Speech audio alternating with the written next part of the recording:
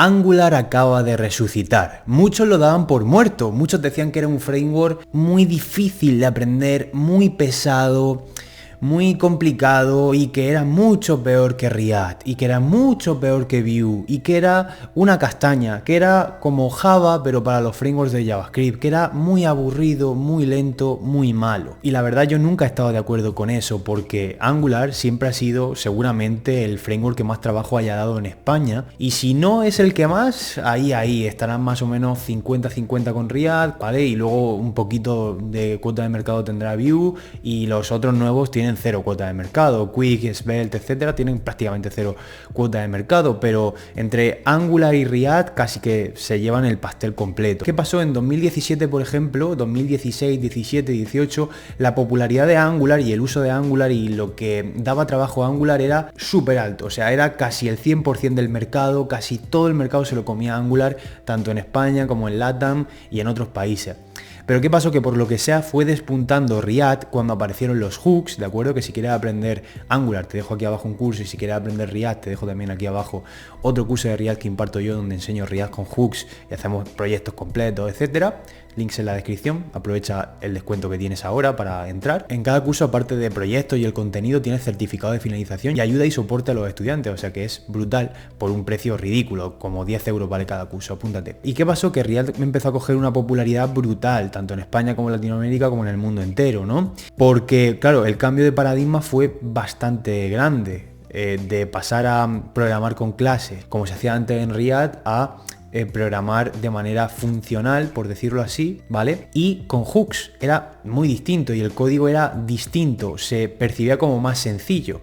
¿Qué pasa? Que a su vez Angular seguía programando orientado a objetos, con clases, etcétera. No difiere mucho la manera de programar con una cosa que con otra, porque al final un método, una clase es lo mismo que una función, pero bueno, como que era más moderno React y como que le ganó un poco la cuota de mercado y ahora más o menos pues están a la par. ¿Qué pasa? Que poco a poco el mercado de Angular se iba apagando o bajando un poco, pero ¿qué ha pasado ahora? Que el equipo de Angular ha dado un giro de 360 grados a lo que es Angular y lo ha renacido literalmente, lo ha sacado de la tumba donde estaba y lo ha vuelto a poner sobre la mesa y ha hecho que todo el mundo ahora tenga ganas de trabajar con Angular, ¿vale?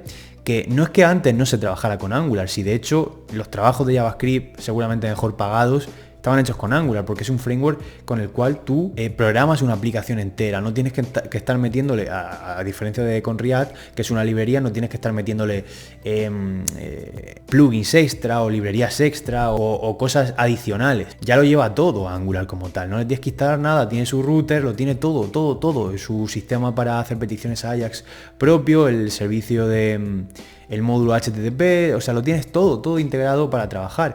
¿Qué pasa? Que eso se comprendía o se percibía como algo más difícil que lo que te proporcionaba React, que te da un poco más de libertad. ¿Qué ha pasado? Que el equipo de Angular ha sacado Angular 17, que es esto de aquí que te voy a enseñar ahora mismo. Y aparte de, por ejemplo, otros cambios y otras novedades que han sacado hace poco, como las señales, ¿de acuerdo?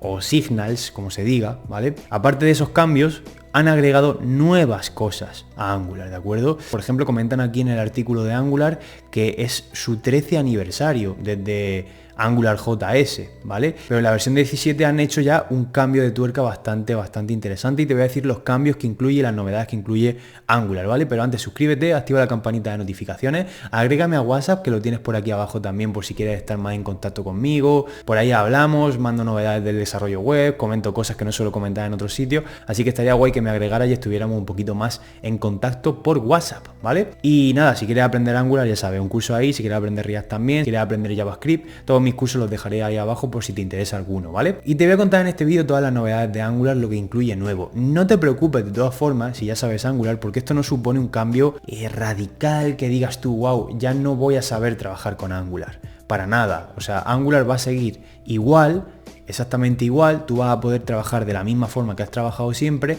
lo único que han agregado cosas extra, cositas nuevas que son muy interesantes y que nos pueden gustar bastante. Lo primero que han hecho es hacer un cambio de imagen de Angular, le han cambiado completamente la estética y la apariencia, tanto al logo como a sus colores en general. Y por eso Angular ha renacido en realidad, porque tanto la documentación va a ser nueva, la estética, el logo va a ser nuevo, y han sacado una nueva documentación que es esta de aquí, angular.dev, ¿de acuerdo? Que es una documentación bastante mejor hecha, fíjate qué bonita en la página, es brutal. Las transiciones que tiene mientras que haces scroll es muy guay, está muy chula.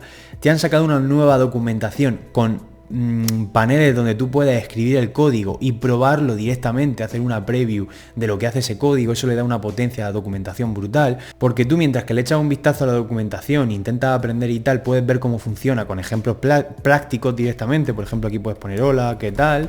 ¿Vale? Entonces te dice el código cómo es, pero tú lo podrías cambiar perfectamente. Aquí podrías poner lo que sea, soy Víctor, ¿vale?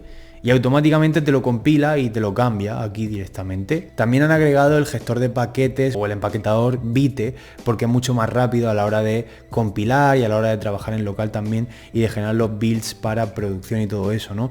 Lo han agregado, no sé si se podrá usar ya o tendremos que esperar un poco. Toda la documentación tiene todo lo que necesitas para consultar, pero no solamente eso, sino que te permite, pues eso, ver ejemplos de código, está muy bien ordenada y también te permite en muchos casos probar el código directamente, ¿ok? Esto de todas formas la documentación está en beta. Aparte de la nueva documentación y tal, han hecho mejoras en general para que sea más rápido el framework en todos los sentidos y también han corregido bugs y errores y todo esto. Como te digo, no es un cambio que tú digas, me van a cambiar totalmente la forma que tengo de programar con Angular, como hacían al principio.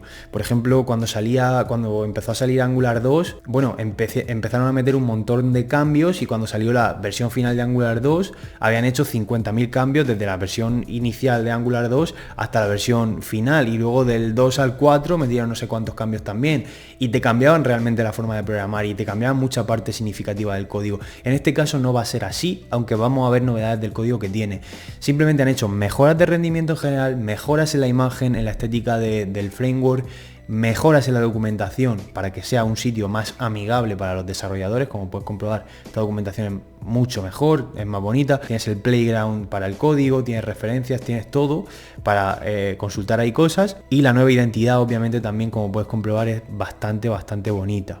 La nueva documentación, como te he dicho, ya te la acabo de enseñar, está bastante mejor organizada, más clara y mejor explicada. Y lo más interesante, o el cambio más radical, entre comillas, que ha añadido Angular, sabiendo que realmente vas a poder seguir trabajando con el código anterior de las plantillas, es que han añadido un control de flujo declarativo. ¿Qué significa esto? Para no andarnos con tecnicismo e historias.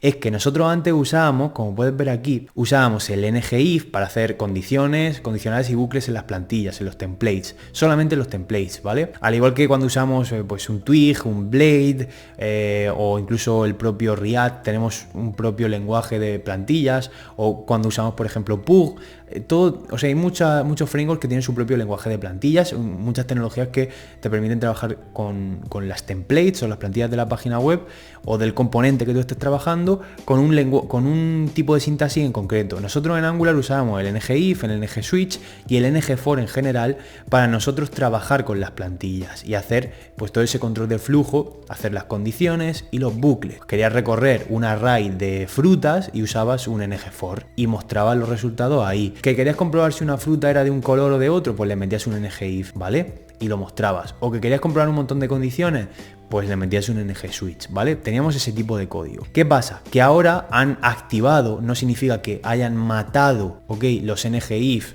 y las directivas a la hora de trabajar en Angular, porque tú en Angular trabajas con directivas, es decir, directamente con atributos en tus etiquetas de HTML. Estaba mal porque tú podías crear tus propias directivas, lo puedes seguir haciendo y usar las directivas propias que tiene Angular, pues tú usabas tus directivas para hacer los bucles, las condiciones y todo esto. Pues ahora han agregado este control de flujo o estas estructuras de control declarativas en tu HTML que comentan aquí que se parece bastante más a JavaScript, que es más ergonómico. A mí me parece muy bueno, pero la parte de antes tampoco me parecía muy compleja. La gente se quejaba, decía, no, la directiva, es que esto es horrible.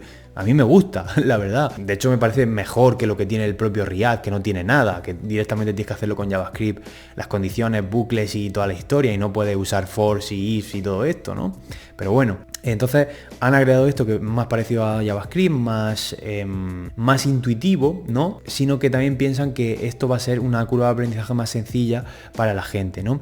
¿Qué pasa aquí? Que tú antes, en el código normal, cuando tú querías hacer una condición, en el código de siempre, tú hacías un ngIf para ver, por ejemplo, si el usuario estaba logueado. ngIf logged in, ¿vale? Y si no, anonymous user. Pues muy bien, aquí te ponía si estabas logueado o no con el ngIf, se entiende perfectamente. Y si no, te mostraba la template anonymous user. ¿Qué pasa? Con la nueva sintaxis de plantillas, tú puedes hacer una arroba y la estructura de control que quieres usar, por ejemplo, el condicional if, arroba if, logged in, muestras esto, arroba else, muestras esto otro. Más parecido a lo que es JavaScript, más parecido a un lenguaje de programación normal. Y, por ejemplo, cuando hablamos de un switch, el ng switch de antes era así, ¿vale? Pero el switch de ahora es mucho más parecido al que tiene un lenguaje de programación y es más limpio y más bonito. Y luego, por ejemplo, cuando tú quieres hacer un bucle for en la plantilla para listar una serie de usuarios, tienes esta sintaxis, que es súper parecida también a lo que tendrías en un lenguaje de programación normal y no tienes que hacer un ng for como antes, usando una directiva directamente dentro de una etiqueta HTML. Ahora no necesitas usar una etiqueta HTML,